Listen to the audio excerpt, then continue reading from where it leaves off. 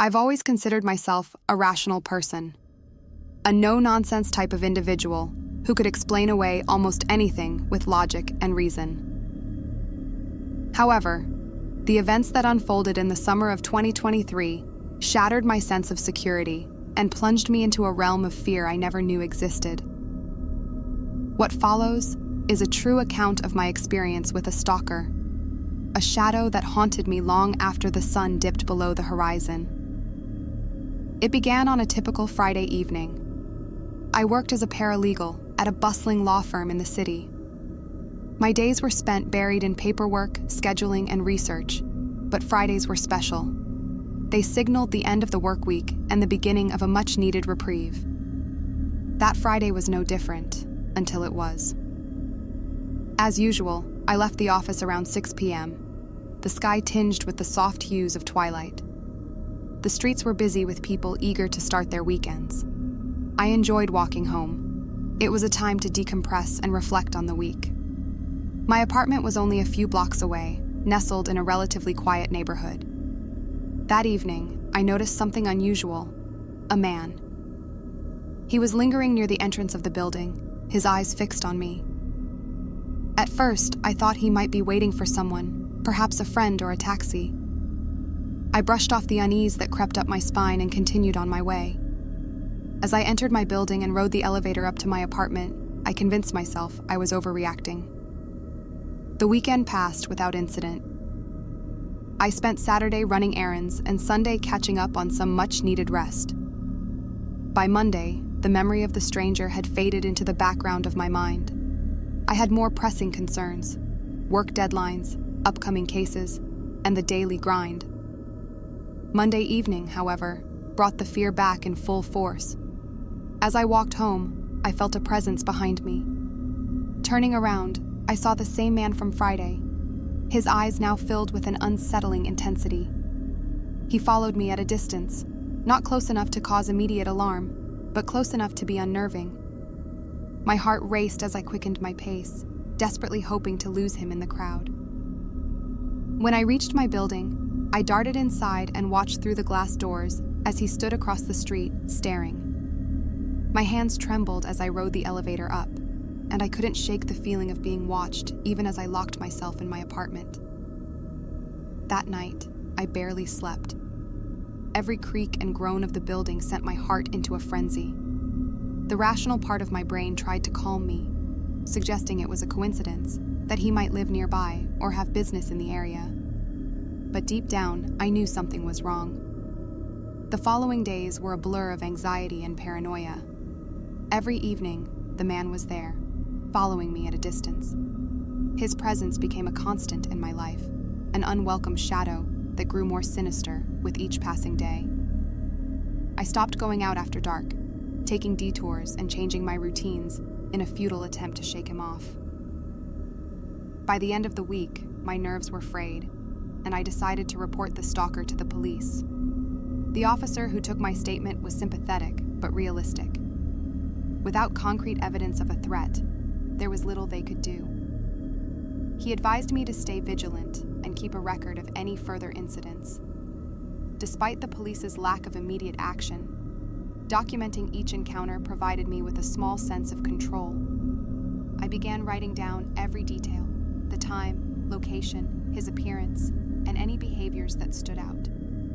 But as the weeks went by, the man's actions grew bolder. He began standing outside my building for longer periods, sometimes even making gestures as if to communicate something unspeakable. One night, he followed me into a convenience store. My heart pounded as I darted through the aisles, trying to lose him. I found a security guard and explained the situation. The guard escorted me out through a back exit, and I managed to get home undetected. But the fear was ever present, a suffocating blanket that wrapped around me, making every shadow seem alive. Desperation led me to take drastic measures. I invested in a home security system, complete with cameras and alarms. I also started carrying pepper spray and took self-defense classes. These precautions provided some comfort, but they didn't stop the man from stalking me. He seemed to be one step ahead, always knowing where to find me. The I was returning home from a friend's birthday party, trying to enjoy the evening despite the ever-present fear.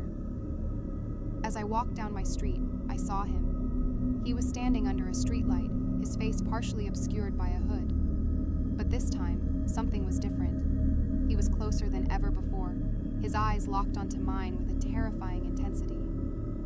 My breath caught in my throat as I quickened my pace, praying I would reach the safety of my building. Suddenly, he started moving toward me. Panic surged through my veins, and I broke into a run. The rain pelted down, making the sidewalk slick and treacherous. I stumbled and nearly fell, but I managed to stay on my feet. I reached my building and fumbled with my keys, my hands shaking uncontrollably. As I glanced over my shoulder, I saw him closing the distance, a look of determination on his face. With a final burst of adrenaline, I unlocked the door and slammed it shut behind me. I leaned against the door, my chest heaving as I tried to catch my breath. For the next few minutes, I stood there, listening to the rain and the pounding of my heart. I thought I was safe, but then I heard it. A faint scratching sound, like nails on wood. It was coming from the other side of the door. My blood ran cold as I realized he was trying to get in. I backed away, my mind racing. I had to call the police, but my phone was in my bag, which I had dropped in my panic. I gathered my courage and crept towards the door, the scratching growing louder with each step. Just as I reached my bag, the noise stopped. Silence filled the air, thick and oppressive. I retrieved my phone and dialed 911 with trembling fingers. The operator's voice was a lifeline, anchoring me to reality. I explained the situation, and within minutes, I heard sirens approaching. Relief washed over me as the police arrived and searched the area, but they found no sign of the man. The police took my statement once again and assured me they would increase patrols in the neighborhood. But their words offered little comfort. The stalker had come too close, and the fear was now a permanent part of my life. Over the next few weeks, I became a prisoner in my own home. I worked remotely, rarely leaving the apartment except for essential errands. Every noise, every shadow sent my heart racing. I had become hypervigilant, always on edge, waiting for the next encounter. Then, one evening, my worst fear was realized. I was sitting in my living room, trying to distract myself with a book when I heard a noise from the hallway. It was a soft thud, followed by the sound of footsteps. I froze, my heart pounding in my ears. Slowly, I got up and moved towards the door, peering through the peephole. To my horror, I saw the man standing just outside my apartment. He was closer than ever, his face twisted into a malicious grin. I stumbled back, my mind racing for a solution. I couldn't call the police again. They would take too long to arrive. I needed to protect myself.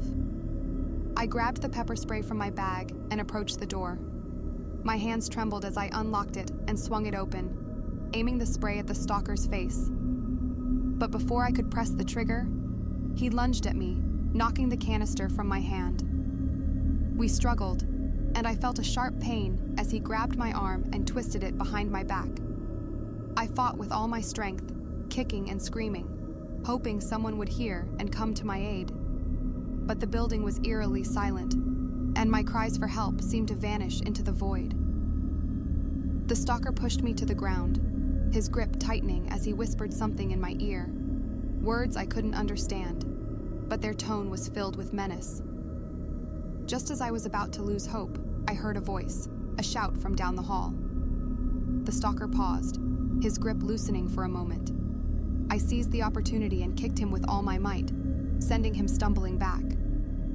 He glared at me, his eyes filled with fury. But before he could retaliate, the hallway lights flickered on, and a neighbor appeared, brandishing a baseball bat. The stalker hesitated, then turned and fled down the stairs. My neighbor, a middle-aged man named Tom, rushed to my side and helped me up.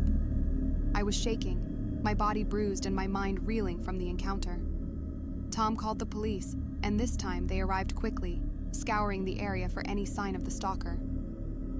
The officers took my statement once more, but this time, they promised to provide additional protection. They advised me to stay with friends or family until the stalker was caught, and I didn't need to be told twice. I packed a bag and went to stay with my sister, Huda. She welcomed me with open arms, her concern palpable.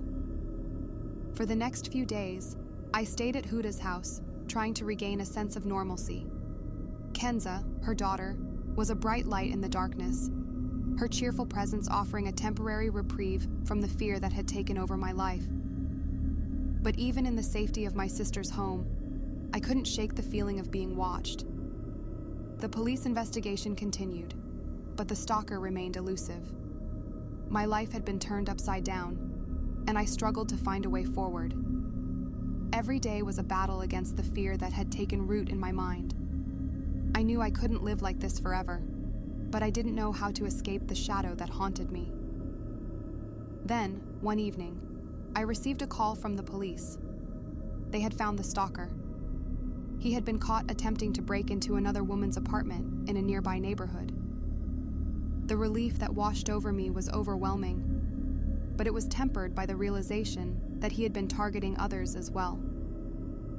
The police assured me that he would be prosecuted to the fullest extent of the law, but the damage had already been done. In the weeks that followed, I tried to rebuild my life. The fear didn't disappear overnight, but with time, it began to fade. I returned to work, resumed my daily routines, and slowly regained a sense of normalcy. The security measures I had put in place remained, a constant reminder of the danger I had faced. Looking back on those months, I realized how fragile our sense of safety can be. The experience had changed me in ways I couldn't fully comprehend. I was more cautious, more aware of my surroundings, and more appreciative of the small moments of peace that life offered.